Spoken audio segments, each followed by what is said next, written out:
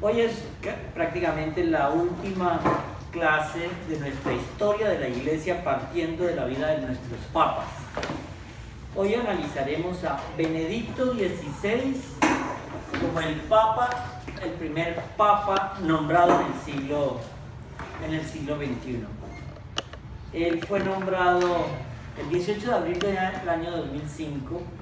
Se inicia el cónclave. Recordemos que había muerto el Papa Juan Pablo II. Y este nombramiento, la elección de este Papa, fue uno de los más rápidos de la historia. A la cuarta votación, el segundo día, ¡pum!, ya habían elegido Papa. Y fue él, pero es el único, y de todos los que ha habido, que casi que era el favorito y salió Papa. Porque hay un dicho que dice: el que entra como cardenal, como papa, sale como cardenal.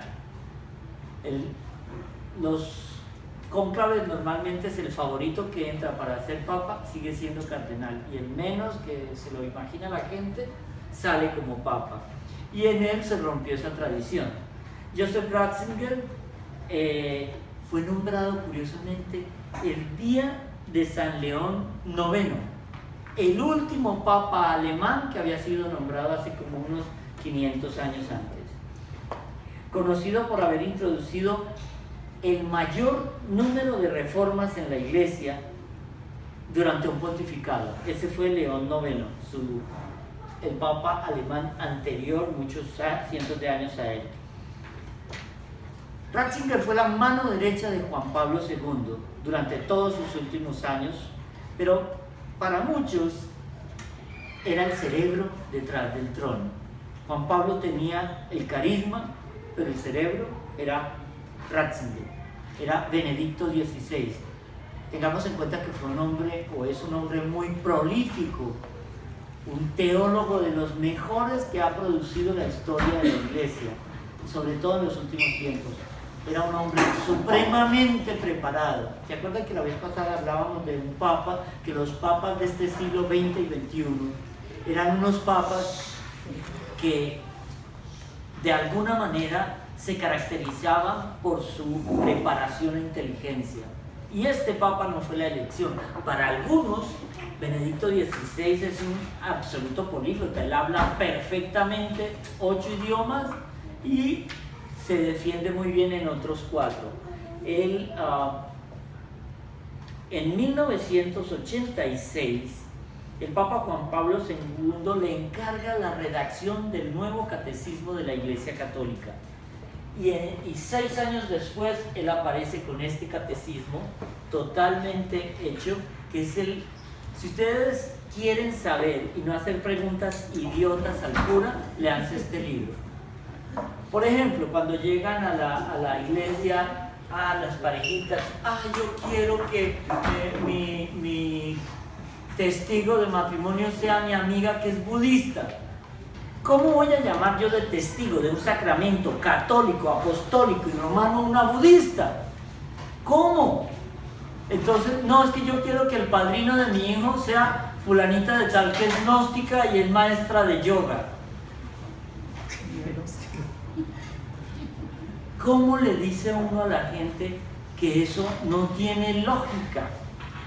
Que si quieres llamar a un padrino de bautizo católico, tienes que llamar a alguien que practica el catolicismo. No, es que ella es muy católica, pero no se ha bautizado. No sirve.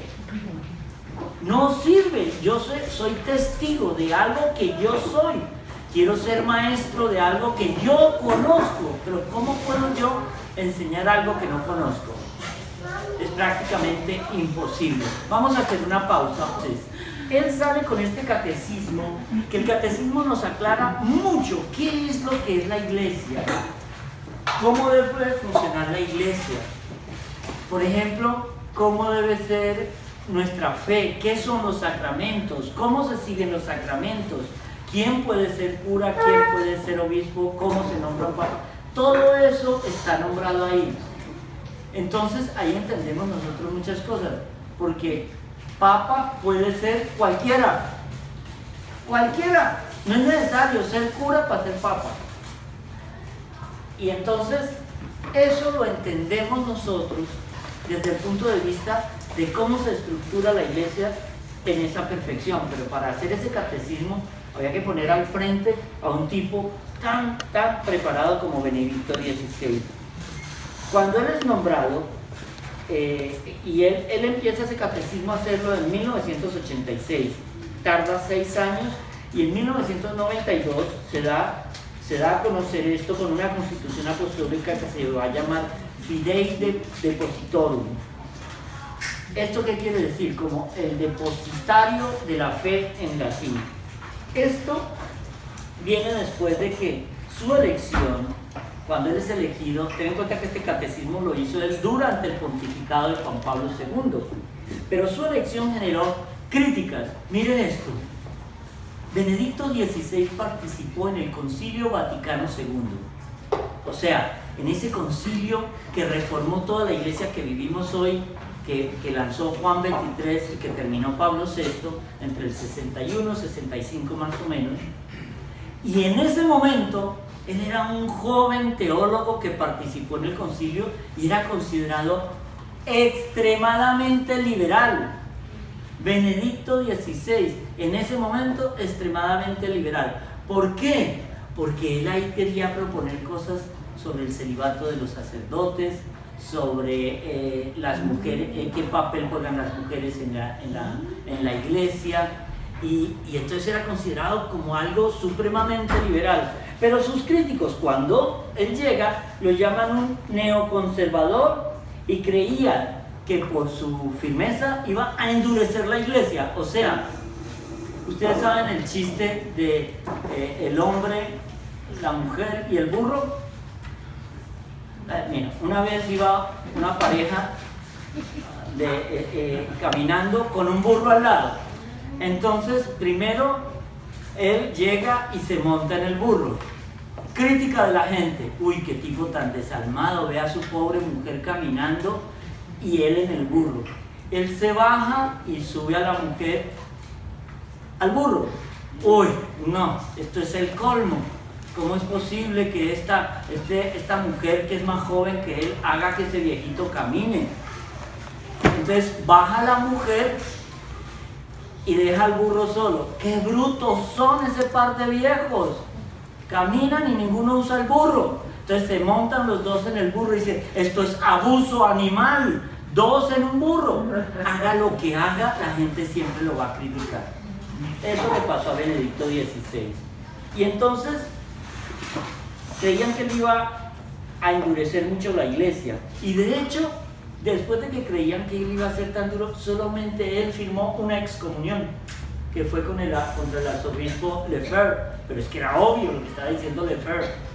Y es la única excomunión que él firmó. Entonces, él, cuando asiste al Concilio Vaticano II, propone unas reformas muy, y lo llaman progresistas. ¿Sí ves? Depende desde la tópica de donde se mire. Él nació en la diócesis de Passau, en Mackenheim. Su padre fue comisario de la Gendarmería de la Baja Baviera. En diciembre de 1932 se muda a una zona al pie de los Alpes, por eso él es conocido porque era muy buen esquiador. Y al jubilarse su papá, se mudan otra vez a un poblado que se llama Uslav, que es de donde él transcurre toda su adolescencia. En 1939 entra al Seminario Menor de Dresden. En los últimos meses de la Segunda Guerra Mundial, estando en el seminario, él es llamado al servicio activo. Entonces, él lo asignan al servicio auxiliar antiaéreo del ejército alemán. Pero obviamente la guerra acabó y de 1946 al 51 estudia filosofía y teología en la Universidad de Múnich. En 1953 se doctoró en teología con una tesis bien interesante: Pueblo y Casa de Dios en la teología de San Agustín. Algo sencillo. En 1957, a raíz de una disertación sobre la teología de la historia de San Buenaventura, es nombrado catedrático de la universidad donde él hace su doctorado. Es considerado renovador con ideas como el papel de la mujer en la iglesia, el celibato sacerdotal y la falta de colegialización dentro de la iglesia. Él dice que para ser cura hay que prepararse mucho, que no era lo mismo que antes, que solo se estudiaba filosofía, teología y ya, pero casi siempre había que estudiar mucho. Y hace amistad con un teólogo suizo, Hans Kurt, que le recomendó para un puesto en la Universidad de Tubinga. O sea, él se hace un teólogo que es muy de Tubinga, que es muy famoso, y después de que le da el puesto se da cuenta que este filósofo está diciendo unas ideas un poco locas y se le opone. Y después de que la amistad que los unió, pelean y se separan. En 1967, él abandona la cátedra, mejor dicho, y se dedica a escribir. Es cuando publica un libro que yo les recomiendo alguna vez si lo pueden leer, que se llama Introducción al Cristianismo, que es una lección de teología completa para aquellos que quieran entender. En 1977 es nombrado cardenal por Pablo VI. Lo llaman, en ese momento ya no era liberal ni progresista, sino ahora lo llaman retrógrado y ultraconservador. O sea, unos días es de mucha izquierda, otros días es de mucha derecha. Esto lo vamos a entender mucho con Francisco. Entonces, sin embargo, sus encíclicas son las más liberales que se han escrito desde Juan XXIII. O sea, los críticos, normalmente, el que sabe hacer las cosas, las hace. Y el que no sabe, le enseña a los demás. Heme aquí. ¿Por qué? Cuando uno es muy bueno en algo, lo hace. Ustedes saben, ¿quiénes son los críticos de cine? Los mejores críticos de cine. Los que toda su vida quisieron ser directores y nunca fueron directores de nada. Y eso me recuerda muchas veces las facultades de comunicación cuando yo estaba, era productor ejecutivo en unas cadenas de televisión X, que no hacían más que criticar, es que los noticieros de televisión hacen esto, es que los noticieros de televisión... Y un día le di a un director de una facultad de comunicaciones la posibilidad de hacer un noticiero con todos sus estudiantes y con sus caprichos. Pero yo tenía en otro estudio preparado todo porque yo sabía que no lo iban a hacer. Y les di 2 días para preparar lo que ellos criticaban a la noticia. Tienen todos los medios, tienen todo, lo único que tienen que hacer es poner a su gente a escribir, yo le presto mis editores, le presto todo y haga el noticiero. 2 días, nunca salió el noticiero, por supuesto en el estudio aledaño ya teníamos todo listo. Pero, ¿esto a qué viene? ¿A qué lo criticaban? Boga o no boga, lo criticaban. Entre las cosas que hizo Benedicto XVI, revoluciona la iglesia desde dentro. Él no era un hombre que saliera a decir como los políticos, es que yo he hecho, yo he reformado, yo he dicho, yo he movido. No, él reformó la iglesia desde dentro, y eso es lo que quizá dentro de cierto movimiento de la curia romana no fue muy bien aceptado, y firma un documento bien interesante de cómo deben ser tratados los homosexuales que entran a los seminarios. Y eso la gente no lo sabía, pero él fue muy estricto en eso. Esa de la tolerancia cero fue una idea de Benedicto XVI. ¿Por qué? Él decía, mire, en los seminarios entran, se supone que todos los que entran son heterosexuales, pero van a vivir una vida de castidad. Eso mismo quieren los homosexuales. Si usted está dispuesto a eso, hágale. No hay ningún problema. Usted puede ser homosexual, pero viva una vida de castidad coherente con la recepción del Espíritu Santo en usted. Renuncie. Porque si los que somos heterosexuales renunciamos, porque no van a renunciar ellos. Entonces, eso es lo que él pedía eso a los directores de los seminarios. Pero aquí va a ocurrir una cosa que para él le va a pegar muy duro, que vamos a entender. Fue el primer papa, curiosamente, que lo aceptan casi todos, pero el 11 de febrero del 2013, repentinamente, durante el consistorio de canonización de los mártires de Otranto, en latín anuncia de la noche a la mañana su renuncia. Es curioso, mucha gente no entendió lo que había pasado. Recuerdo una anécdota de una periodista norteamericana que había estudiado latín de joven en el colegio católico y era buena en latín. Y ella sale de la reunión y le pregunta en ese momento, era el jefe de comunicaciones o prensa, el padre Lombardi, y le dice: padre Lombardi, yo no sé si entendí bien, pero creo que el Papa renunció. Y le dijo: hijita, sí, fuiste la única que lo entendió de los periodistas. De resto todos los cardenales estaban como: renunció el Papa, porque claro, el latín lo hablan, es el idioma del Vaticano. ¿Él es el único Papa que ha renunciado? No te adelantes. Lento. Entonces, hay un argumento que él esgrime, y es: la iglesia está viviendo un momento muy, muy difícil y él ya no tiene fuerzas. ¿Por qué? Porque fue el Papa que más puso sobre la palestra el abuso sexual de los sacerdotes contra niños, contra esto, y él dijo: se acabaron ese encubrimiento, se van a juicio y se van a salir del sacerdocio y no vamos a permitir esto.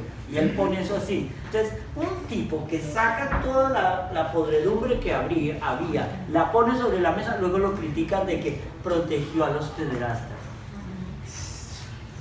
Podría haber hecho lo mismo que se había hecho: tapen. No, vamos a limpiar la iglesia desde dentro. Esa es la belleza de Benedicto XVI. Es un hombre que no tenía el carisma de Juan Pablo II, pero era un hombre que quería cambiar la iglesia. Es un hombre profundamente espiritual.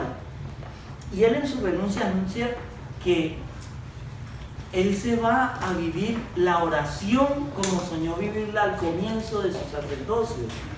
Mire, es que cuando uno como sacerdote le pregunta a usted qué más quisiera hacer, yo orar, pero es que hay una misión por hacer, pero orar es algo que no se puede explicar. Entonces primero sale ese día en un helicóptero a las 7:09 de la noche, rumbo ya, pero ese acto de humildad, que para muchos es un acto de debilidad, él lo argumenta por falta de fuerzas, pero vamos a ver dos factores que afectan mucho para que él llegue a esa conclusión. Él decía que la iglesia necesitaba una mano fuerte en tiempos difíciles. Ya había habido otros papas que renunciaron. El primer papa que renunció fue Clemente I en el año 97. Y el último que renunció fue Gregorio XII en 1415. Desde entonces ningún papa había renunciado. Era el primero en 598 años que renunciaba a ser papa. Las causas, hay diferentes causas, pero quizá una de las cosas que al más le dolió, que le conmovió el corazón, que no pudo soportar, fue la traición de su secretario privado, cuando cogía por debajo de cuerda todos los correos y los hace públicos en una cosa que se llamó el Batilix. ¿Se acuerdan que eso fue los Batilix? Entonces, eso le dolió a él profundamente, aunque hay muchas teorías. Si ustedes ven los Batilix, en el fondo no dicen nada que merezca ocultarse, pero los Batilix sí van a significar algo para él muy profundo, porque es la traición de la persona que lo ayudaba, lo despertaba por la mañana, le preparaba el desayuno, le alistaba su agenda, le tenía su dieta, sus medicinas, prácticamente lo acostaba porque él ya era un hombre mayor, pero que esa persona en la que él confió, a la que le dio todo, que vivía dentro del Palacio Apostólico, que su familia vivía dentro del Vaticano, que sus hijos estaban cubiertos de pe a pa, y que encima lo traicione, eso lo conmovió a él mucho. Eso de los Batilix y el hecho de que la gente pedía su renuncia porque lo habían acusado de proteger a pederastas, cuando él fue quien puso sobre la mesa todo. O sea, es como culpar a Cristo por dejarse crucificar. Es lo mismo. Es algo que no entendemos en la lógica del mundo. Entonces, él, desde el año 1415 nadie había renunciado. Pero la renuncia también tiene algo bien interesante. Esto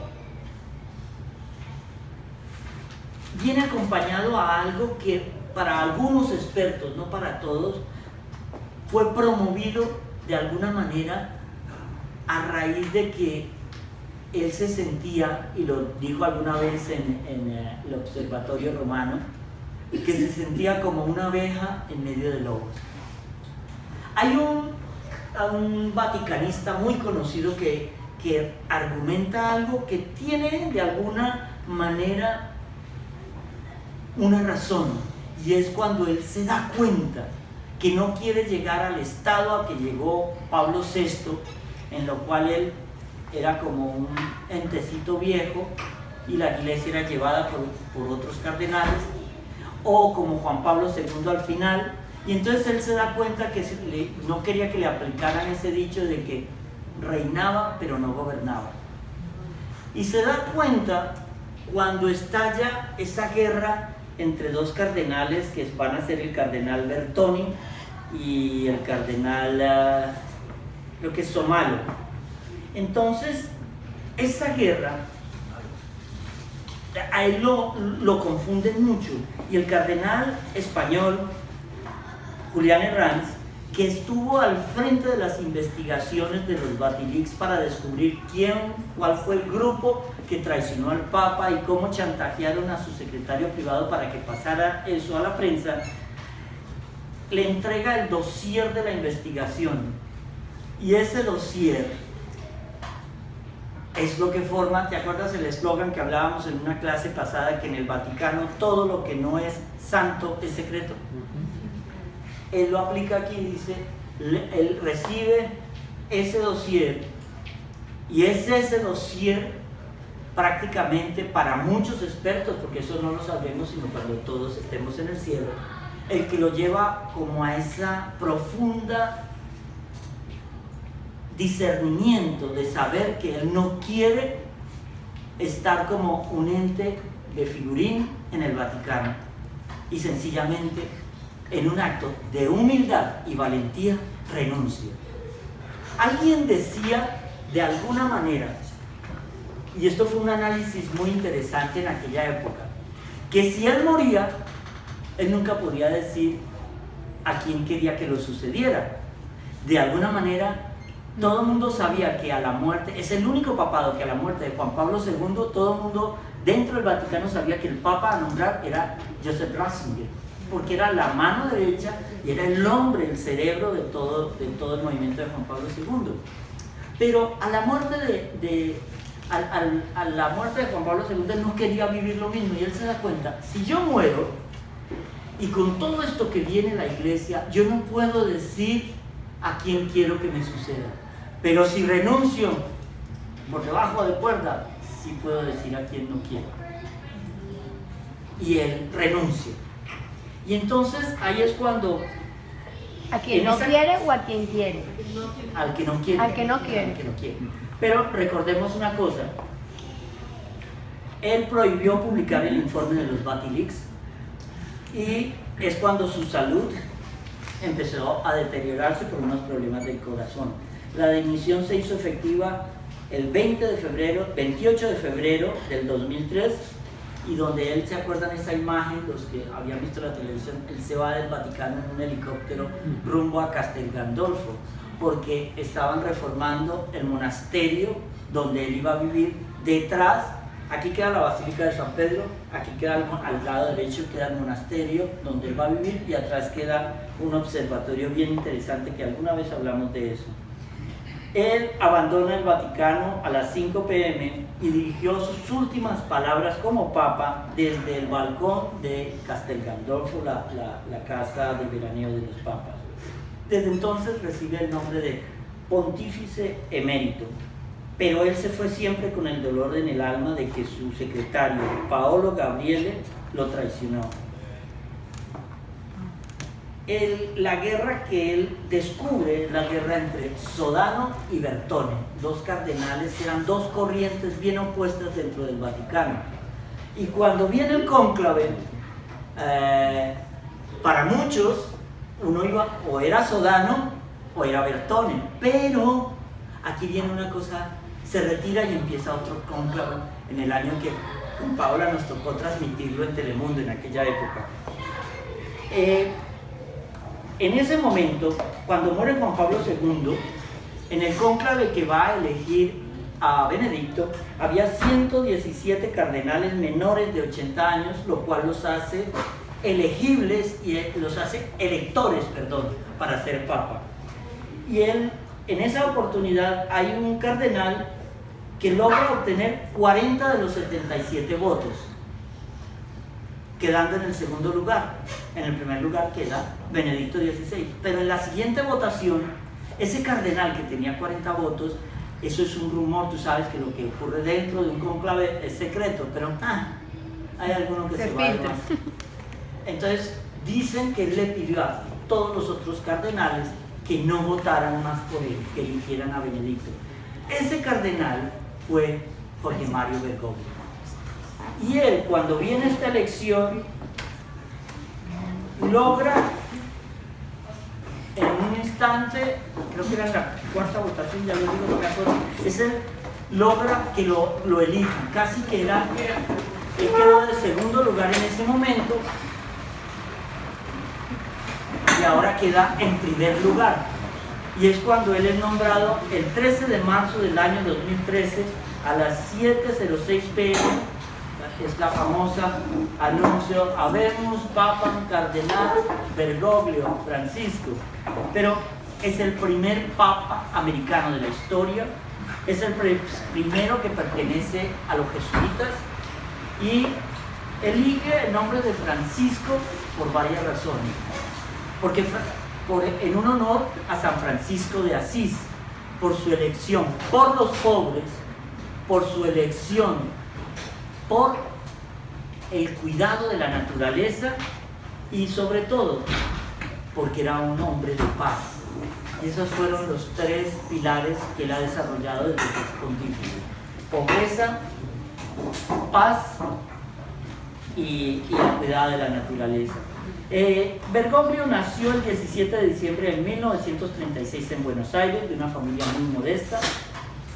Estudió, y aquí viene lo curioso de la anécdota que algún día les conté. Él estudió y recibió el título de técnico químico, pero él desde los 20 años vive con un solo pulmón.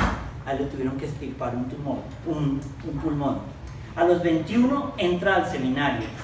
En 1958 entra a la Compañía de Jesús y es licenciado en filosofía y estudió humanidades en Chile.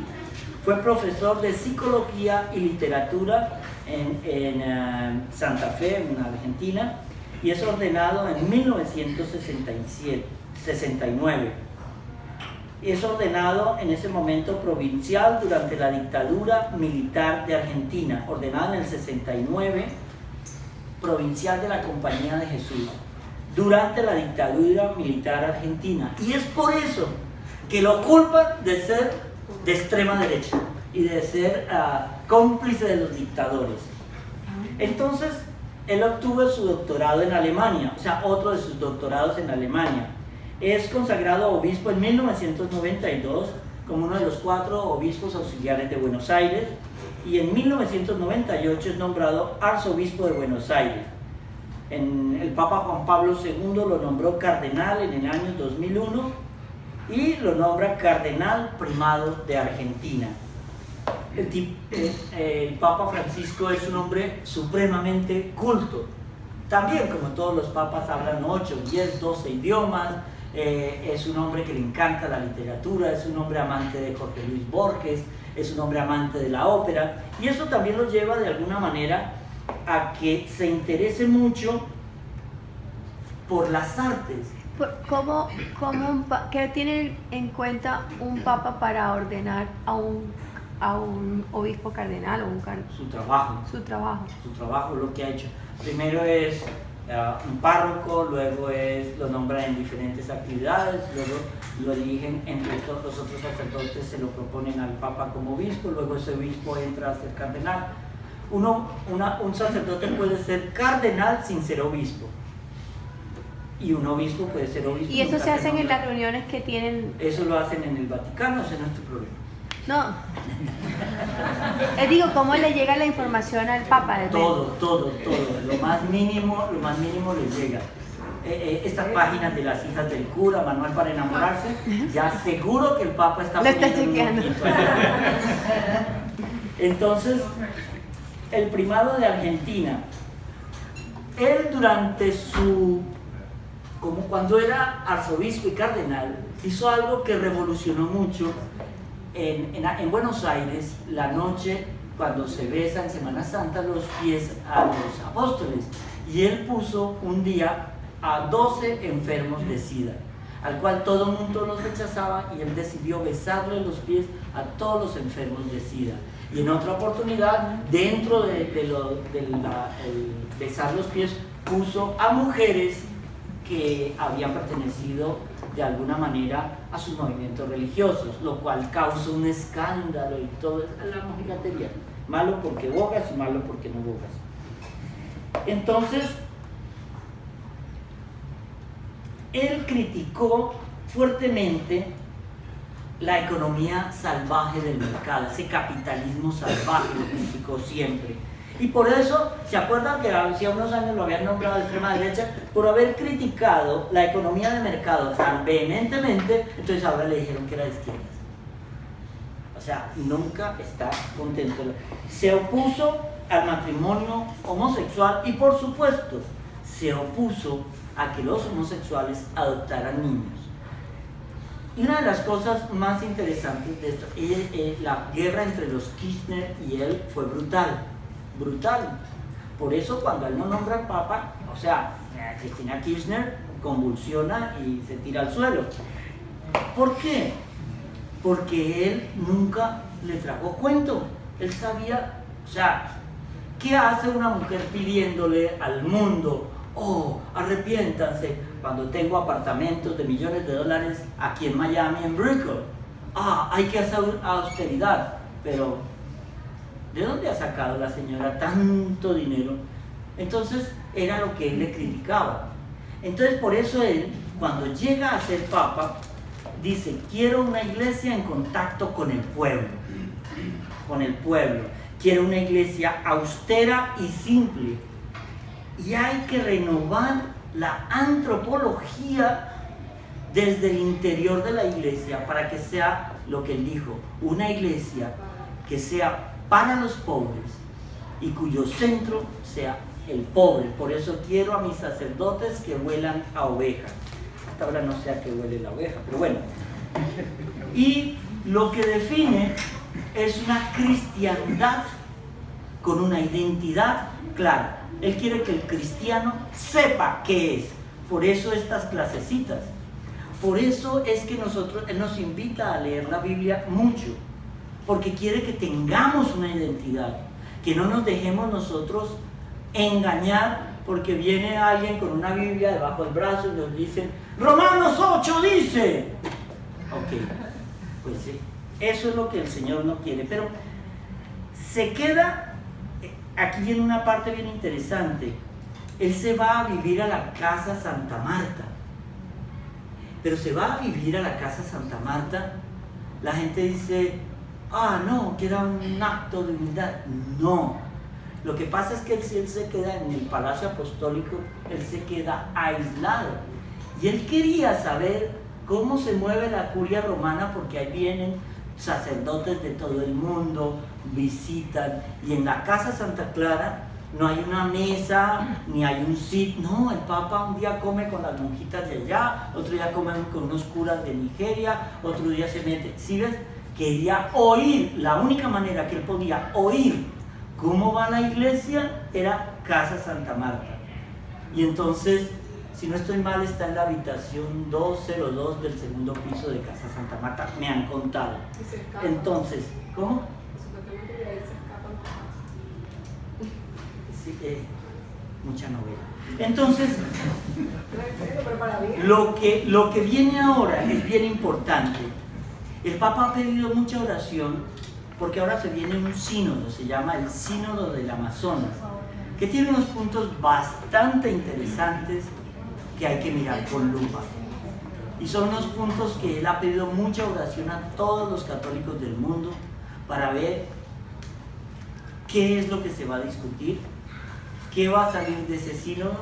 Y vamos a pedir mucha oración a los que nos escuchan, a ustedes que están aquí, porque con esto terminamos la historia de la Iglesia en el concepto de mirar desde Pedro hasta hoy, que han pasado 266 papas, y eso es lo que nosotros debemos entender. Pero miren esto, la gente nunca ha sabido por qué al sumo pontífice le llaman papa,